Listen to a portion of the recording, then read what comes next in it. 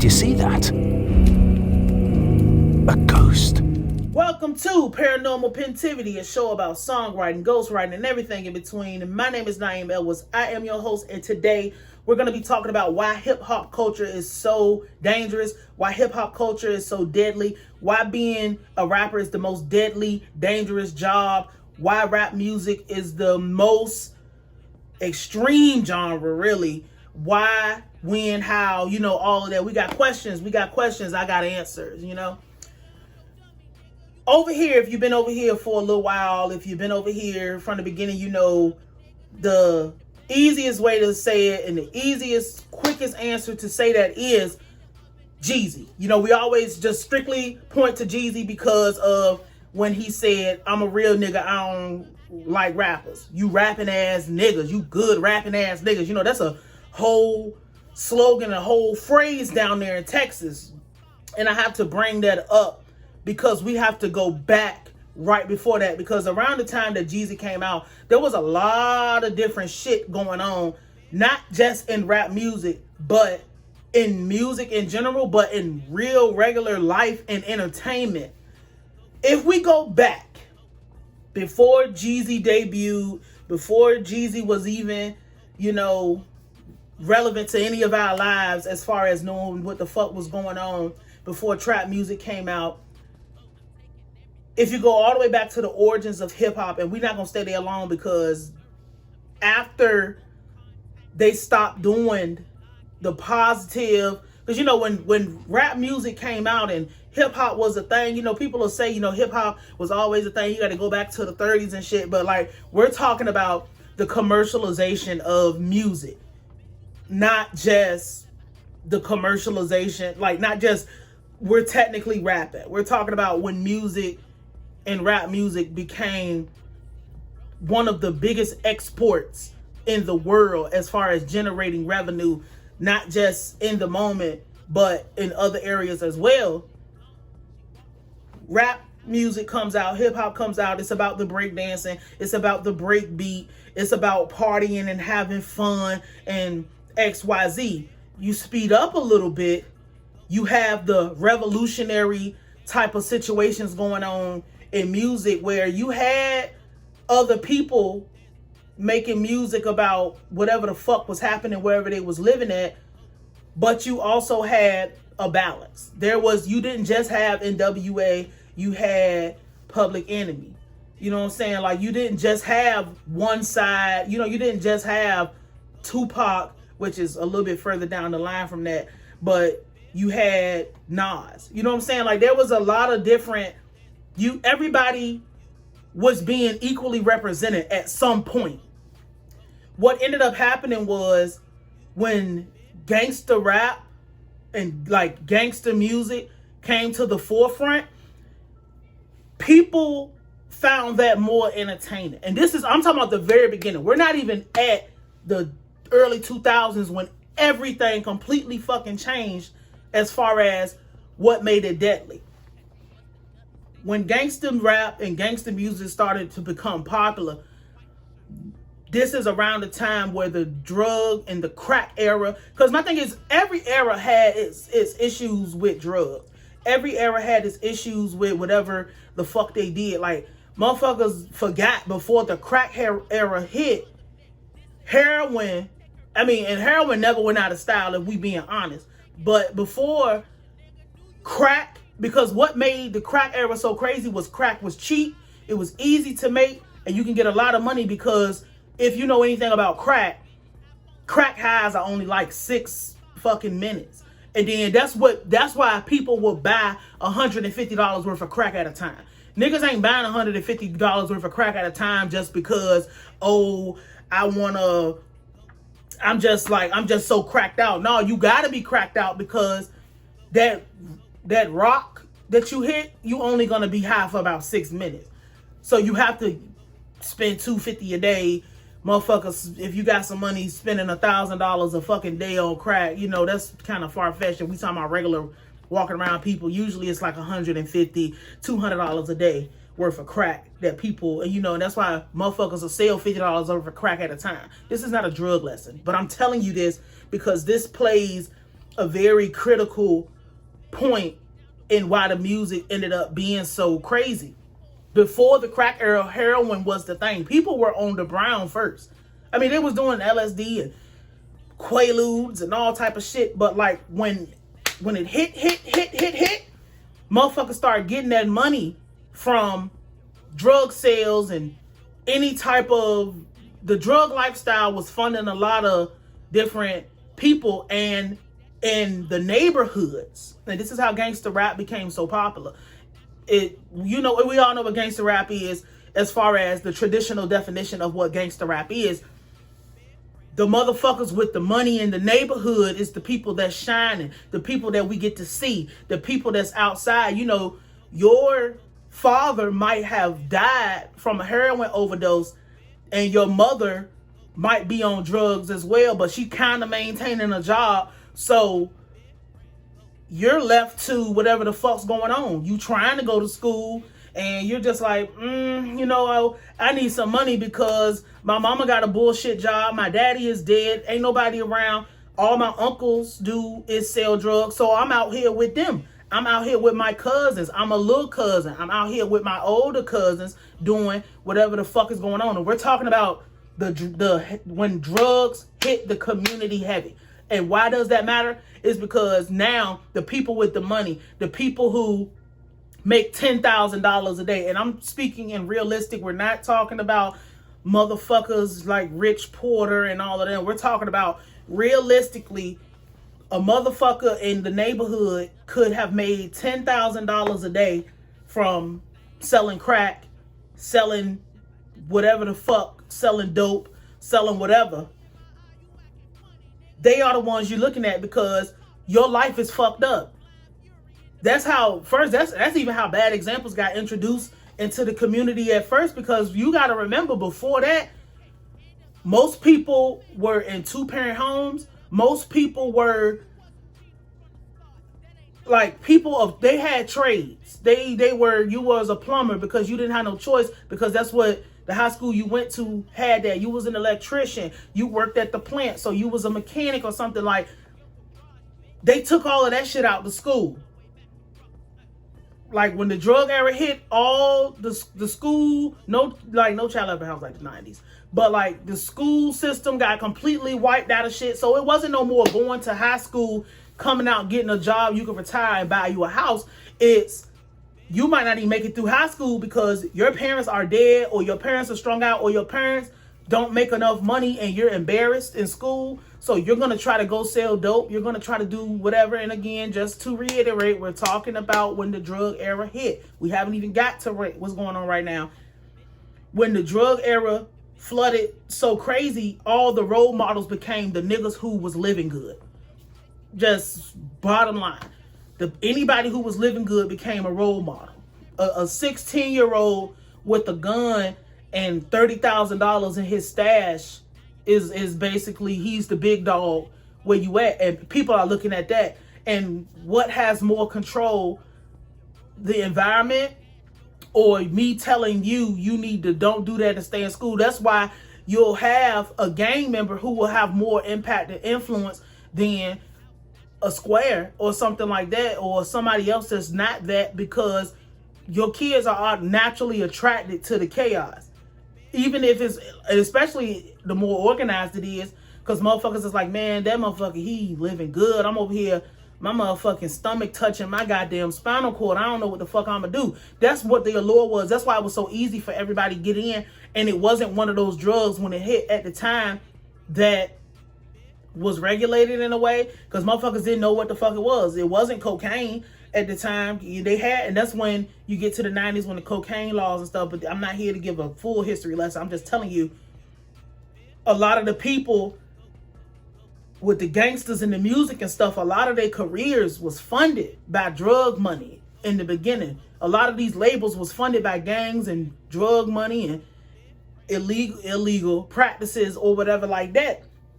So they ended up having more impact and influence on what the hell was happening, because they're the ones that could go to the radio station, pay the radio station $5,000, spin this record. I can afford the best studio time to put this out. I can afford to buy billboards. I can afford to buy marketing. Those practices never went away, by the way. Illegal or illegal, whatever, you know, and that's when they start putting laws in place. You fast forward to anomalies like Tupac, who, when Tupac came in the game, because I would say people like Tupac, but it's really never been the closest we ever really got to Tupac. Maybe have been Nas, but not really for real. But maybe as far as people, and we're talking strictly rap influence, maybe as far as people saying, you know, who their favorite rappers are, and maybe Jay-Z.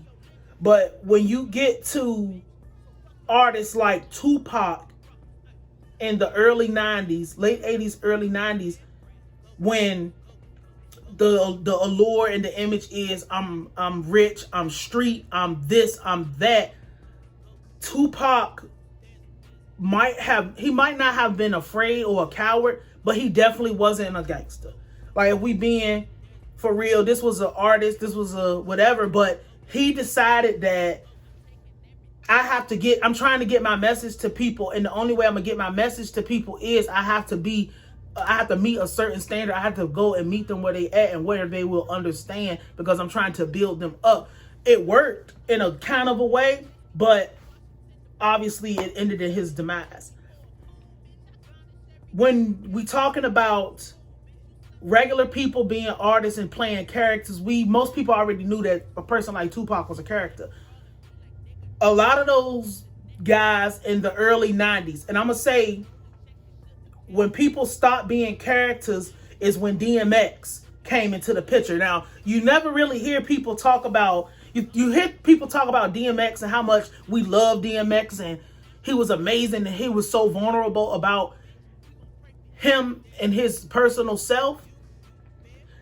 But DMX brought to music. Now, people before DMX they had points where they, you know, I would say Tupac would be one of those people where it was just like, I'm talking about real life, I'm talking about real shit, but I gotta mix that bullshit in there. DMX wasn't mixing bullshit in with his music. Not from what, and I was well aware of who DMX was because I was a little kid, and he was the biggest thing. When DMX came, and it wasn't like no crazy gangster whatever music, but it gave this perspective where people realized, because DMX had 2 number 1 albums in 1 year, millions and millions and millions of sales, and that was pretty much unheard of before him, if we're not talking about Biggie and Tupac, which Biggie existed in the same time as DMX, but Biggie died before he could really peak out with his potential. With DMX is the person who introduced, this is my real life in music. I can still be entertaining and people will want it, but this is my real life. This is who I really am. I'm not wavering. I'm not no soft nigga. I'm a New York Yonkers nigga. This is what I am. Take it or fucking leave it.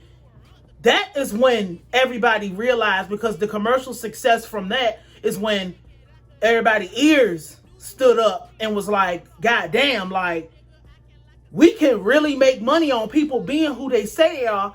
And DMX never came with no softness, he came with vulnerability, not softness. Two different things. Two totally different things. When they found out and they realized that DMX could be like this, now keep in mind, it's still about talent at this point. When DMX came out heavy like that,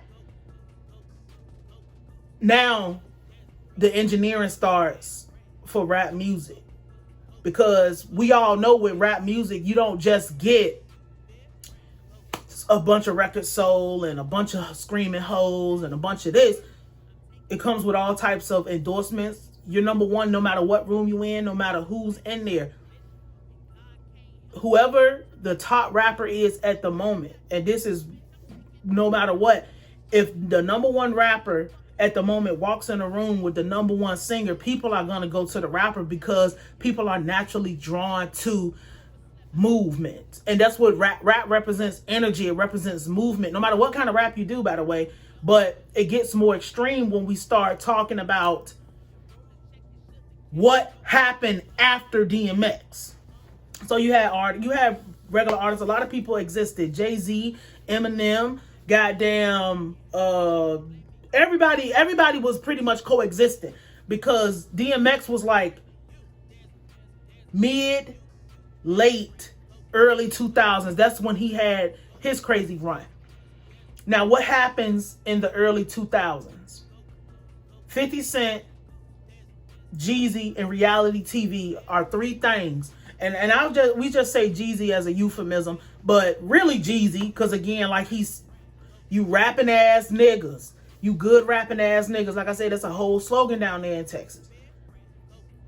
50 Cent, Jeezy, and reality TV all hit at the same time. I don't know if people realize this. 50 Cent still had the talent, and this is why we put so much weight on Jeezy for what he did to rap music. But when 50 Cent came in, it became more about strategy and brand. Point blank, period. My strategy is to crush my enemy totally. This is my fucking brand. I am the biggest. I have the best content. I have the best music. But he was relentless and he didn't stop. And what he represented was bringing the gangster back to the region that he was in. Remember, Ja Rule was the biggest thing. And that Murder Inc. was the biggest thing right before 50 Cent totally annihilated them. Murder Inc. was the biggest thing because they was making a lot of radio, a lot of feel good. The music was R&B-ish, and that's rolling off of people like Mary J. Blige, who is hip hop, but it's hip hop soul. But it's like, even though she's considered R&B, she's considered hip hop because everything started to mesh together. When 50 Cent hit, and Jeezy was before 50 Cent, but slightly before 50 Cent. So let's stop right here and talk about what Jeezy did. Jeezy came in and made the music about being, if you not rapping about who the fuck you are, then why are you rapping? That is basically the question that Jeezy dropped on the table when he came in here. And Jeezy wasn't even a good rapper. Like, if we being for real, a lot of the music that was coming out was not about rapping good. We had, Snap and Roll was about feeling good and dancing. You was either a party and dancing ass nigga, or you was a street nigga. And that's rolling off of BMF, and that's rolling off of all the shit, and that's rolling off the Tupac and them era, because even then you had to look like you was what you was and be who you was. What made it so crazy and so dangerous is Jeezy put it on the table that I don't even have to rap good. I don't have to be talented, nigga. I woke up, I cut this microphone on, and I'm just telling you my motherfucking life. I'm talking about my life. Everybody followed that pattern after that. Everybody did. Now, you had a bunch of people who, still maintain, what is that? They still maintain their talent. They still maintain, the shit that, I gotta hurry up, get the fuck out of here. They maintain their talent. They still maintain everything that was, made music so great and so grand. And those people are still around to this day. But when it got introduced that I don't have to be talented no more, I just need to tell my life, everything started getting thrown into the fucking blender together. And I had to mention reality TV because that's the same time that Real World Road Rules and shit came out. So now TV is not about scripts and acting and this and that. And keep in mind, TV was the biggest thing at the time. That's how people consume shit. The internet was coming in. So now anybody that had somewhat of an interesting storyline of their life, put a camera in front of them. This is real. Dating shows. We're not here to talk. We're not here to put on our best face and act, nigga. This is a dating show. Bitch, get off the bus. Next.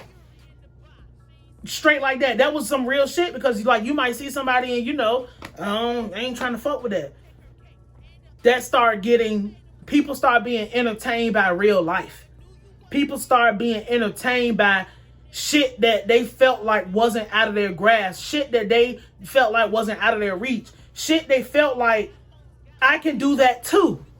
And that is really, like, we being for real, that's the most popular. That's the same thing with today. Everybody doesn't choose that, but that's why we're seeing what we're seeing today and how it's becoming dangerous. Why the fuck we've moved to more destruction? Everybody likes action. Everybody likes movement. When everything stopped being about how talented you are, how good you rap, how great you write, that's what made this shit so dangerous, because now it's not enough for me to get on a song and say, I slap the shit out of your mama. Nigga, your mother's at the grocery store picking out pears, and I walked up and I got a cell phone, and the cell phone contributed to the destruction, because now everybody has access to show you what the fuck is going on. It's not enough for me to talk it. I need to slap your mother when I see her. It's not enough for, like, if we talking about right now, it's not enough for me to say fuck your dead friend, because now we're introducing the shock value and the instantaneous, like, instant results, instant whatever, people trying to go viral, people doing anything for attention. It's not enough to say fuck your dead friend. I want to put your dead friend in a blunt. It's not enough to put your dead friend in a blunt. Hyperbolically, I need to go and piss on your dead friend's grave. But it's not enough to piss on your dead friend's grave. I need to pull my cell phone camera out, piss on your dead friend's grave, and smoke on top of your dead friend's grave. And take a spray paint can and vandalize it too.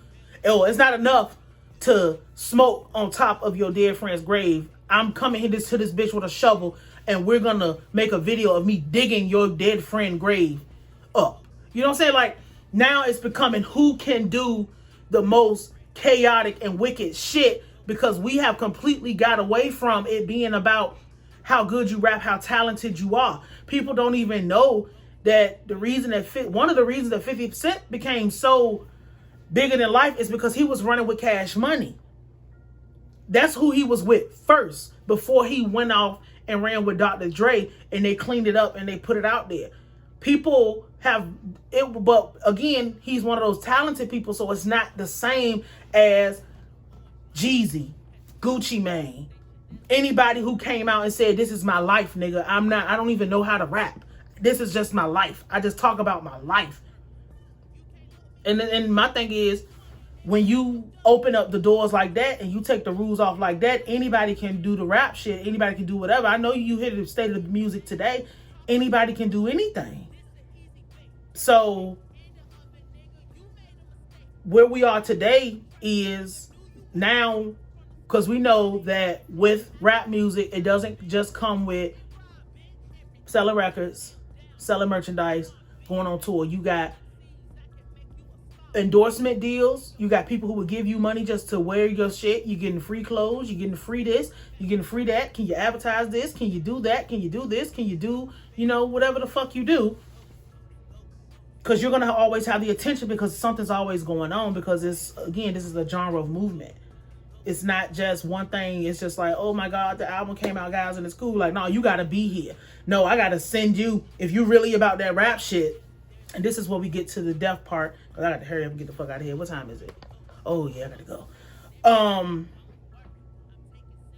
It's not enough for you to say you're a gangster. You need to prove it by going to a hole in the wall in Alabama where you got a rival gang and a rival set.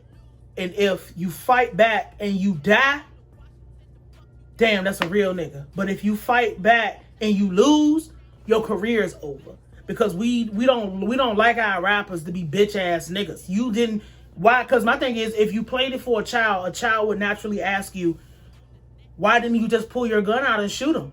Why didn't you slide for Vaughn? Why didn't you do that? You said you would do that in your music, because now everybody's looked at as real. Even if you're not putting yourself in harm's way, people at this point, we've been conditioned to not like fraudulent shit at this point. And I say fraudulent because that's the easiest word to understand. We have been conditioned to not like theater. We have been conditioned to not like when somebody puts on an act or is putting on a performance, I'll say. We like real niggas. We like real whatever. I have to actually believe you are a gangster for me to buy a gangster album. Because my thing is, with the gangster music is the number one most attention crave. Is that the right word? It's number. The street music is gonna be number one is because of the lifestyle. It comes with the bitches. It comes with the money. It's a fast life, and the reason that it's gonna be number one is because you don't know when you're gonna die. It's like it's the allure of the lifestyle and everything. Like, I gotta do this shit today because I might not be here tomorrow, and that's what makes it so whatever. It's like being able to watch a movie in like a 30-second highlight. It's like a street lifestyle and music is like a highlight reel. It's gonna be all the fun shit or whatever, and then it just comes to a crash and fucking end. And that's exciting because that's what we're conditioned to like, not just in music but in society. This is why if you're rappity rapping ass nigga, you good rapping ass niggas, it's like you gonna have to come with something else, because how the fuck is you about to compete with this gang banging crazy ass nigga who if he saw somebody he didn't like, he just walk over and punch him? Everybody has been conditioned to like the fast shit, but you don't want that shit nowhere near you in your real life. But everything's all blended up. There's no difference between good rapping ass nigga it's no difference between a person doing theater and a person actually being a gangster. And now, if you're not that, no career. Not one of those kind of careers you want. You can have a career, but you won't have one of those. You won't be appreciated. You won't be talked about. You know what I'm saying? And that's just where we are. And it's because everything got blended up and mixed up, and we are conditioned now that we just don't like fake shit. I'm gonna be real. I'm one of those people. I don't want to hear your music if you're lying. I don't want to hear your music if it's fake. I don't want to hear your music. Minor exaggerations, yes, but if I find out that you're not who you say you are, your music, I cut the shit off, because I don't want to hear no fraudulent music. But I'm conditioned to be like, I've been conditioned like that, because the average person that's consuming it is like, bro, I'm not a fake person. Why the fuck would I want to be, involved with a fake person? And that's how people look when they support your music. Like, we're together. We're friends. We know each other. I have to put this, I got to put the suit on, because why the fuck would I want to be like, nah, I don't listen to that fake ass music. That's why the 6ix9ine shit was so crazy after the fact. Like, why the fuck would I listen to that? I don't condone that person's actions. I don't condone what that person stands for or represents. That's how that shit became, that's what made it so whatever. And then we haven't even talked about how you coming around and being in these areas where people is starving. Now you're a target to be malicious, like for malicious intents and murders and all type of shit, and you fucking people's girlfriends and you're doing all type of wild shit, because there are mostly no positive connotations that come with the word rapper. That's why, you might want to be called an artist or this, but it doesn't matter what you call, whatever you look like and represent, that's what you're going to be. You can, and this is very controversial, and I'll say this, and I might have to come back for another part because I got to go, but it doesn't matter what you call yourself. It only matters to you and the people who give a fuck about respect and what you want to be called. It matters how everybody else see you. That's why your reputation is important. If everybody else is seeing you as a real gangster, I'm expecting you to be a gangster, nigga. If everybody else sees you as a bitch ass nigga, you're a bitch ass nigga. Point blank, period. Because you're not going to win in public opinion. You're not going to win in that. You're a target, you fool, we hungry, you made it. I don't be you operating in a space where everybody is being forced to vibrate low. Blame the fucking, you know what? I'm gonna have to do part 2 because I got to go. But we're gonna talk about the program, like how the people who programmed this system like that, because everything is a money grab. This is about money. It's not about nothing else. because I think it's easily duplicated, it's easy to replace, and we can get plenty of them, and it's not going to stop because people don't even feel like they can go off and be a doctor or go and doing that or go and doing that, or they got a career and their career not going away, so now they got to take the gangster route. That's how this shit became dangerous. It's because you limited the options. You've made it about not being creative, but being really what you say you are. And after you do that shit so many times, you start to actually believe that. And then you end up in a situation where you let your guard down, or you not paying attention, or some shit like that goes on, and then it comes to a crashing end, or you start smelling yourself, or you said something to somebody, because beef never dies. Like, don't ever get it confused. Beef is only over if we sit down and squash it, or one of us dies. And that's how it is. That's how you'll see a rapper fuck around and get murdered for something they did 5 years ago. It's because time doesn't heal nothing in rap culture. It just doesn't. Like, why time heals what? You said something to me, pussy is up, and it's going to be up there until you're in the fucking ground. And that's how it goes. Blame the people who conditioned us to be this way, who made it so if you are a good rapper or you do something that is for the well-being of something, that you don't get a chance to shine, and you don't get a chance. We're talking about greater society. You'll have enclaves and pockets of people who make it anomalies, but we're talking about the general consensus. If you don't play ball how we want to, then your career is just not going to go there. If you do some type of act that everybody doesn't approve of, or if you start going off the rails and trying to be positive or whatever, the career is over, because they're not going to put the money in it, and you didn't take the time to learn how to navigate your career so that you will survive no matter what the fuck you do. You will survive and please your audience. And then a lot of these niggas don't even have fan bases, but that's something else. But look, we're going to have to come back because I got to go. This is Paranormal Pentivity. My name is Nayim. I'll holler at you. Did you see that?